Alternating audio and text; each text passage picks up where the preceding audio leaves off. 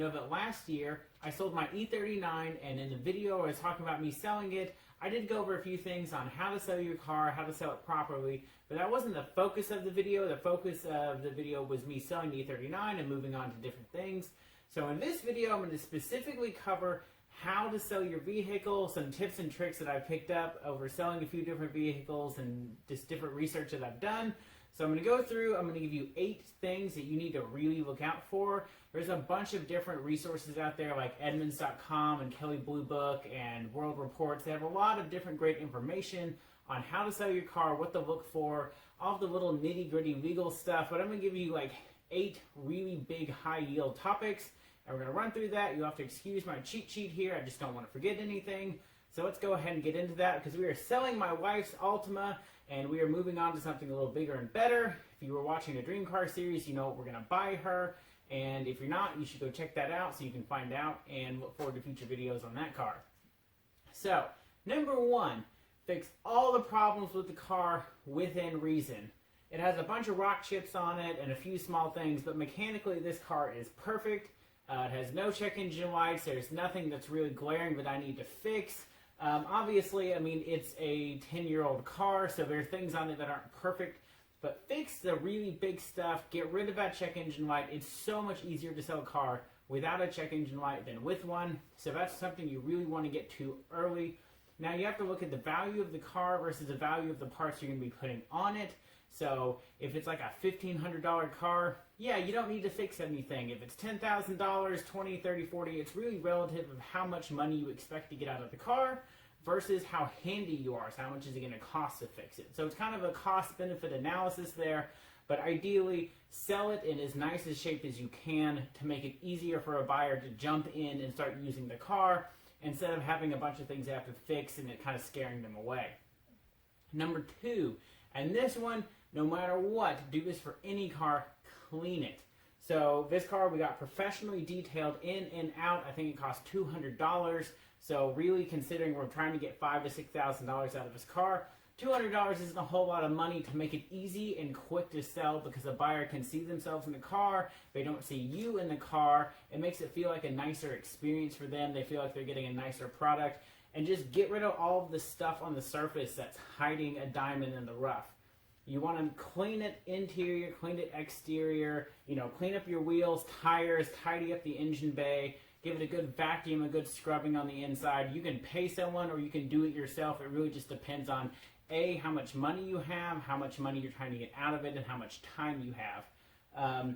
This also got a basic buff and polish with some wax put on it, so it's not like 100% paint corrected.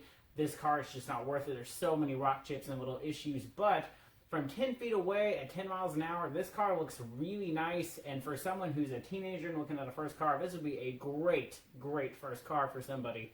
So, you're just trying to make it as easy for someone to see themselves in the car as possible. It really doesn't take a whole lot of time or money to do that. Next, now that you've got it fixed and you've got it clean, take really nice photos of it. I have 20 photos of this car in the ads. I've got pictures of it from the front, back, side, interior, exterior, one under the hood, one in the trunk, one of the wheels and tires. There's a lot of different guides out there, but you want to hit a lot of good angles. If you're not good at photography, if you don't do like Instagram posts and all that, you can find articles telling you what pictures to take. Ideally, you want one from the front and the back and the side. You want to have pictures of both sides. I like the 3/4 view front and rear. It just makes it look really nice and sporty and gives you a good automotive magazine sort of look for your nice cover photo. You can always do where you've got the wheel turned slightly. Again, it just makes it look a little bit more professional. A low angle shot and a high angle shot just to give them different perspectives. You want one of the tread of the tires so they know how much tread life they've got left. You can list it in the description, but a picture is worth 1,000 words. One under the engine bay just so they know it's not a hot mess. Don't go too far with cleaning it. It looks a little suspicious. You want to get driver's seat, passenger seat, rear seats, picture of the radio, picture of a dash. You want to knock out a lot of stuff on that just so that they know as much as they possibly can going in, so when they get there, there's not any surprises. Let's see, number 4. write a very detailed description. Think of the things you would want to know as you're looking for a car.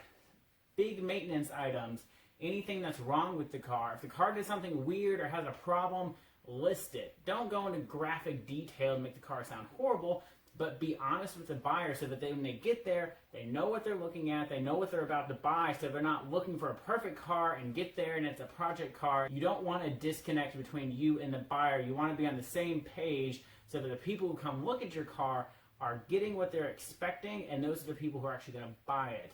If you have a disconnect, they're going to walk away every time. So, big long description. Have different size descriptions. So some sites won't let you write as much. So have kind of a concise one and have a longer one depending on your website. You can always email someone the longer one later once you get further into the process. Hit the big stuff. Don't worry about the little gritty details. Give them big broad strokes of there's no check engine light, the tires are new, the engine runs fine. You know, all of these big things that you would want to know, put those in the description. And as people ask questions and you're like, hey, that's a good question, I didn't think of that, update your title. So as things happen, you can update the description to add answers that other people have asked. Maybe they didn't buy the car, but they might have helped you sell it by answering someone else's question later on. So now that you have a description, you know all about your car, you've got everything fixed, you've got it looking good, pick your price. There's a few different ways you can do this. Like Edmunds.com and Kelley Blue Book will give you an estimated value, but their estimated value I find is always low. If you look up the estimated value and then you go try to pay that for a car, people are going to laugh at you. Like it'll say the car is worth $10,000 and you'll go look and the cheapest one you can find is listed as $12,000. So you kind of have to adjust and take those with a grain of salt. They're always very conservative. So go on the websites you're listing, Facebook Marketplace, Craigslist, Auto Trader, Cars.com, Car Gurus, Auto Tempest. Look at cars that are for sale that are similar to yours. Get as close as you can. Get as broad of a sample size as you can and come up with a price and base it on how quickly you want to sell the car. If you need it gone soon, you're going to have to price it low so people will buy it quickly. A lot of people can look at the car. If you have a garage bay and it's just sitting here and it's not hurting anything, you can price it a little bit higher and wait for that right person to come along. Also, ideally, you want to sell a car in the spring or the summer because it's nice outside, people are out buying things, they're out doing things, they're maybe taking a little bit more time off of work. You know, you don't really want to be spending a lot of money on a car around Christmas time because you're buying gifts and stuff for other people and it's cold outside and you don't want to go out and look at a car and walk around it if it's rainy or snowy or gross. So you kind of want to plan it around the time of the year as best you can. Obviously, you can't always do that, but it's just something to keep in mind. So we have our price. Now we're going to go on to listing it and list it everywhere that you can. I think eBay is overpriced and I just don't want to deal with eBay. That's the only one I really avoid. They wanted like $75 to list the car. It only lasts for a certain amount of time. It was really expensive to list it for any larger amount of time. So yeah, there's a huge audience there, but they also take money off the top when you sell it and all sorts of horrible things. So eBay, I wouldn't do eBay. But Cars.com is free for 5 photos. Auto Trader, I think, was $15, and Car Gurus, I think, was $25.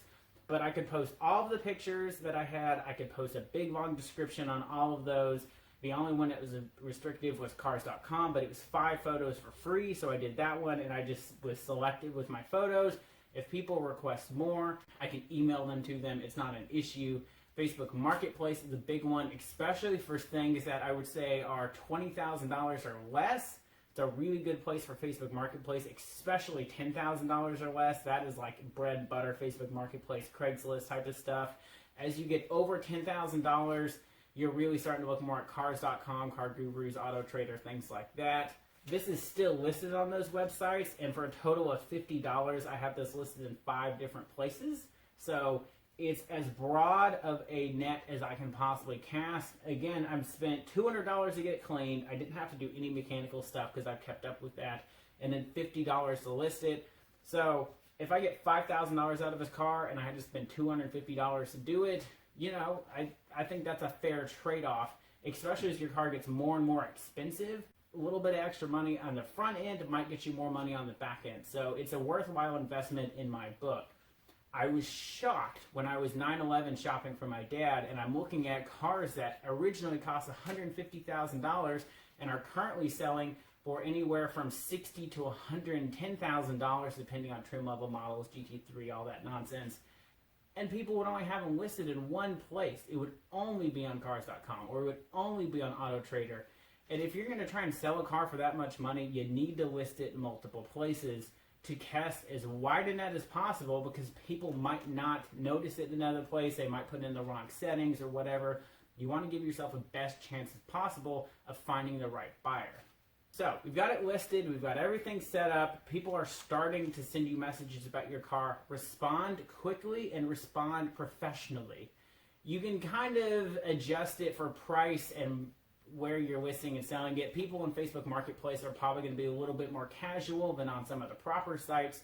But again, use full sentences, use punctuation, try to be as adult as possible. Even if it's only a $5,000 car, that's still a lot of money for pretty much anyone. I mean, it's $5,000. Try to be as professional. Don't scare people away or put people off by using weird choppy sentences they can't understand, or horrible punctuation, things like that. You want to try to make it as easy a buying process as possible for them, because the easier it is for them, the more likely they are to buy the car. You make it difficult, they'll just walk away and go find another car. Especially the cheaper the price, you're going to have a lot of different options out there for cars that cost $5,000 to $10,000 that people can bounce around to whatever.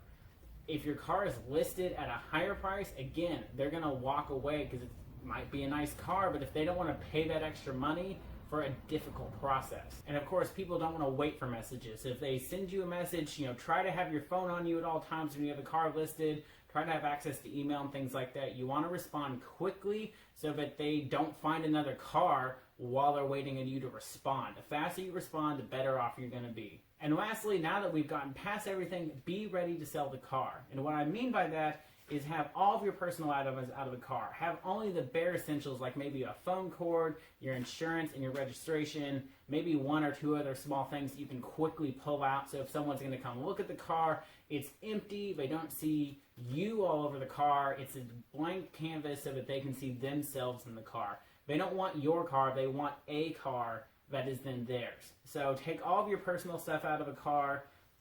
Have the title ready to go. If the title is at the bank because you don't own the car, let them know that and be like, hey, we're going to get the title. We just got to get the car paid off when you pay me, and go through all that nonsense. But have the title ready.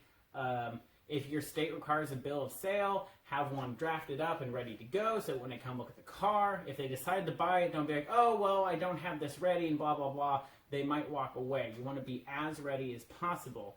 Have service records ready. So when they come and look at it, you can show them service records or part receipts or whatever you've done, so you can say, hey, this is when all this happened. Here's this because it is a warranty or whatever. You want to have all that with you. And lastly, be prepared to be flexible. So maybe you might have to request to leave work an hour early because that's the only time they can come look at the car.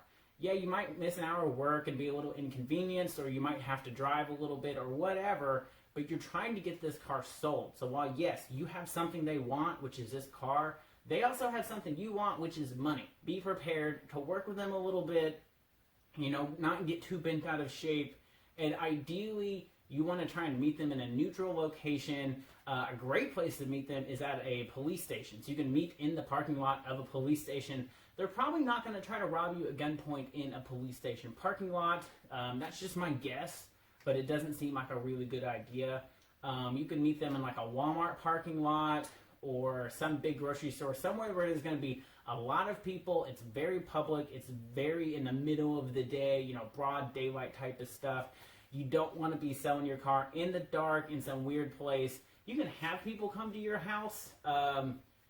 It just kind of depends on how much you trust them knowing where you live or what the inside of your garage looks like or things like that. So ideally, neutral site, but again, be a little bit flexible. Maybe they don't want to meet at this Walmart. Maybe they want to meet at that Target. I don't know. Just be realistic and be flexible because you're trying to keep the buyer happy so they buy your car and overlook whatever small things or high price or whatever.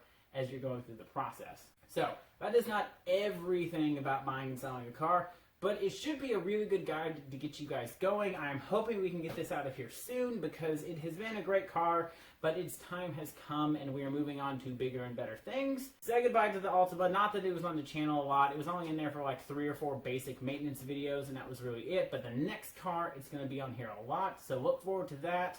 Of course, if you guys have any questions, feel free to drop those in the comments below. Hit that subscribe button, and I will see you guys next time.